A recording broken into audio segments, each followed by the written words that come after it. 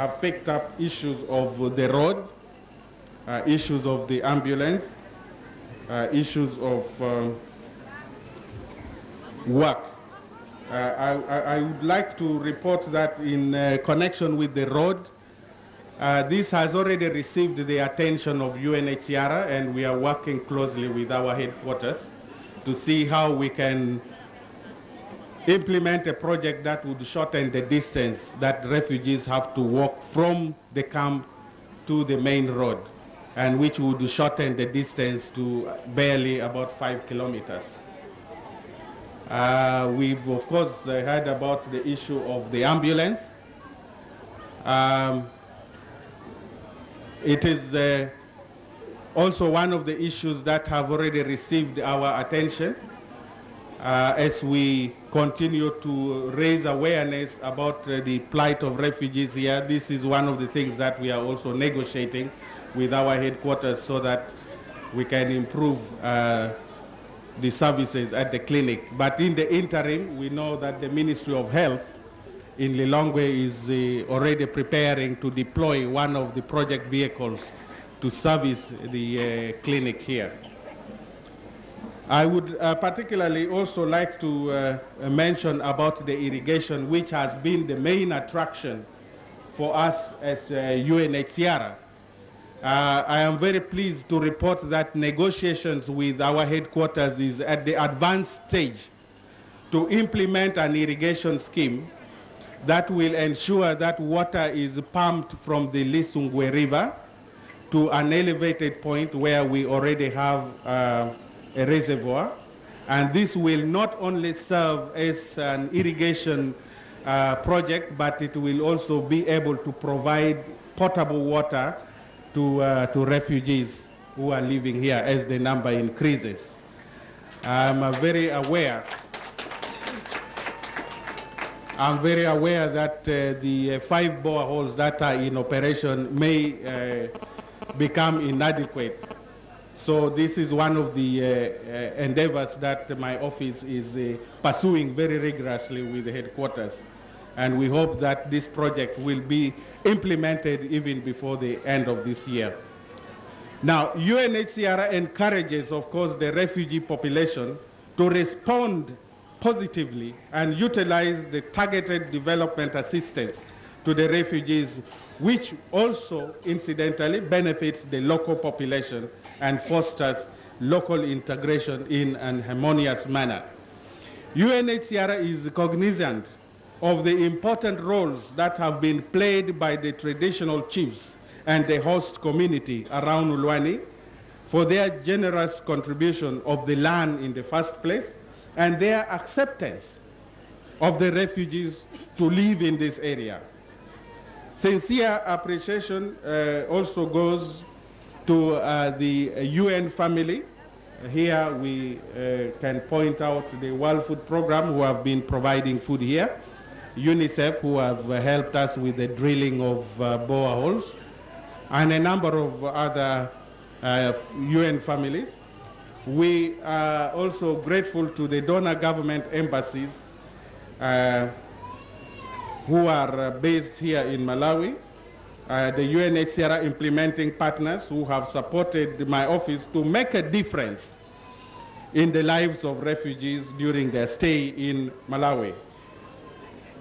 UNHCR Malawi owes special gratitude to the Embassy of the Federal Republic of Germany for the donation of the medical equipment worth $28,000 that have just officially been handed over to the Ministry of Health today.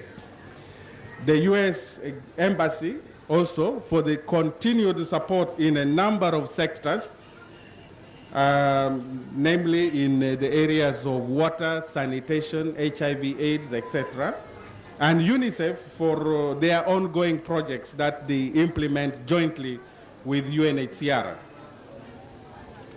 We will continue to call for additional support in making a difference in the lives of refugees so that local integration can become a reality.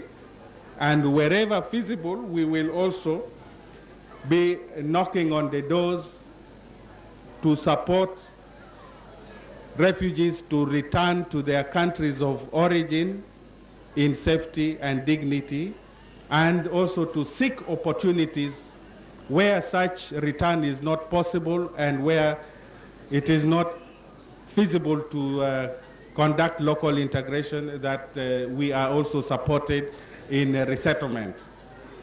In return, the Commissioner for Disaster Preparedness, Relief and Rehabilitation, who is also the Commissioner for Refugees in Malawi, Mr. Lucius Chikuni, explains what he thinks is the greatest need for every refugee. I am glad that this year's World Refugee Day, commemorated under the theme, A Place to Call Home. Malawi is aware that refugees, more than anything else, need a home where there is peace, acceptance, liberty, and the absence of fear of any kind. While we appreciate that they have many needs, like everyone else in the country, their highest need is a home. This is why Malawi, despite difficulties arising from hosting refugees, went ahead between 1985 and 1995 to host over 1 million refugees from Mozambique. Malawi further recognizes that anyone can become a refugee. Malawi believes that it is her humanitarian obligation and civic responsibility to receive and host refugees.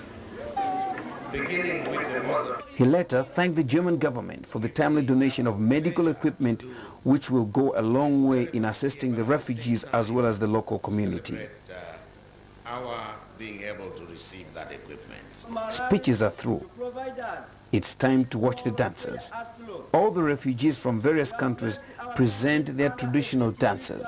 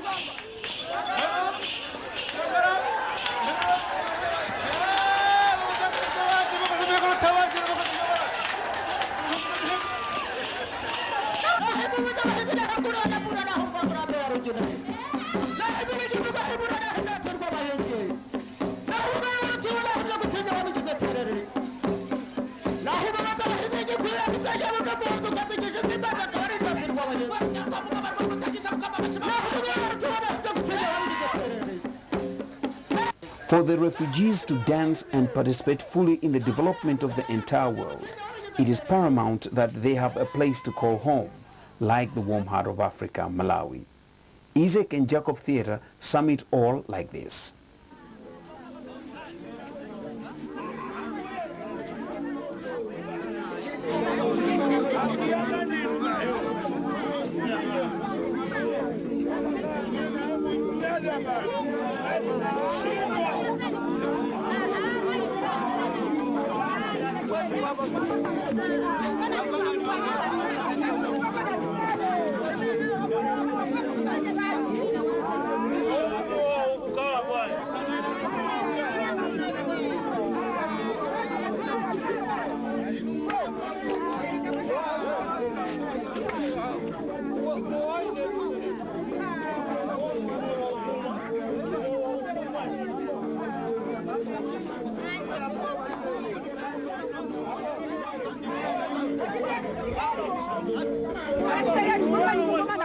What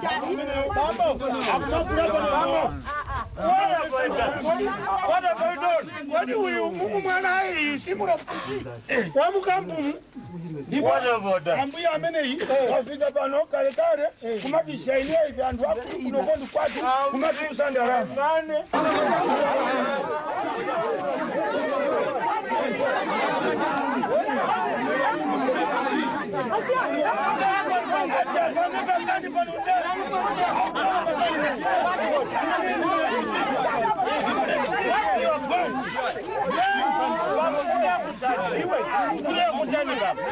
What's your problem? You and drama.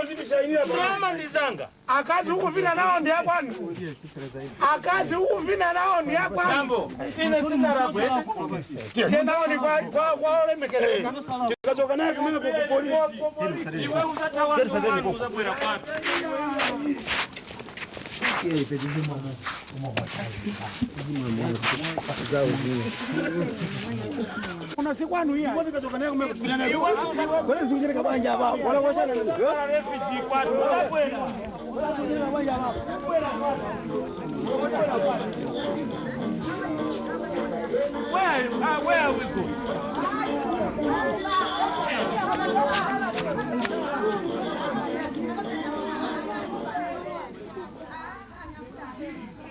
Aya mfumu ndikuthokozeni. Iya unali mwambo wapa mwamba. Kulumbira unali mwambo iya kutenga Bible. Kulumbira ine ndizasata malamulo aziko lino. Moyo wanga wonse. Panthawi nzakhale pa udindo wanga. Etu zachitukuko. Iya zachitukuko. Uzomlalonjeza anthu mwachita. Nanga simeni kanina pa kampeni mfumu. Ndendi sinthelero. Anthu akuyembekeza zambiri kuchokera.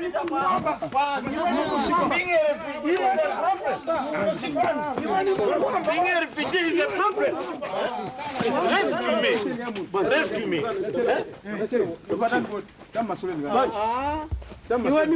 a refugee is a problem. Being a refugee is a problem.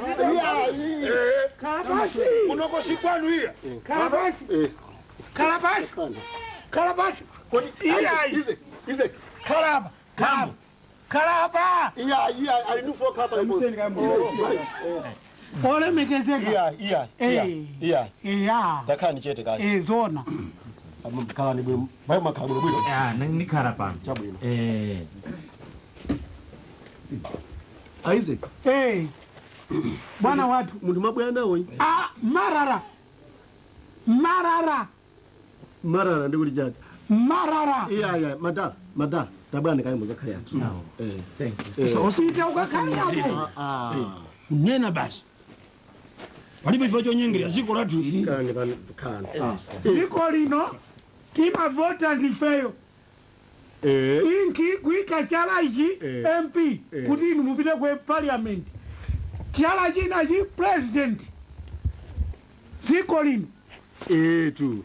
Ndiye uyu watani. President ngalo muntu wina amene sama vota kumanjoya kuti posa ife yache kumati shainira ifeyo kumavina ndi akaza kusandarama kuti chana kuti nena ni basi ine ole amfumo mwazuka bwanji ndazuka ni bwana ango kuyangana ni amfumo amfumo ngani ndizimenezi ine ole mekezeka ni machoka kunyumba kwanga muntu wabata ine sindiyamba muntu ndapeza moaba mainazunga moa wakoma nkasa akuimba ila yei tivine nkasa ndikule moa anaita sabandi iyai pamoa anaita sabandi kaseti kama Iseki mafusa ngati ku parliament bwana tieni ya ndikukula mowa ndikumuona uyu akupasa mkazi 200 ati agule somowa ati andiona ine ndikugula awa mmenemo ali ndi wa 10 kwati sichoncho ine ndilibemo uyu akumama wambi ndiyeno ndekenako ine ndikufuza kuti kodi uyu si wa mukampumu simbarara imini mu refugee camp so pano zikutheka bwanji kumaza shainira aini ache aziko mbadwa ana mando achamuno citizen ovota ndi nkulu iso pano pamene tanena kuti tiyeni timugwire amalawi yenawa ali tiyeni timugwire amene sofunika kuti azivina akulakwa akalipire nyimbo zimene wavina kwa ndani kwa MP de kuno kubwera naye kuno tabwera naye kuti mumuchache kandi 75 kwacha kandi 120 uyu alipire chabuno ndamva akwa kunkhali ndichonjeti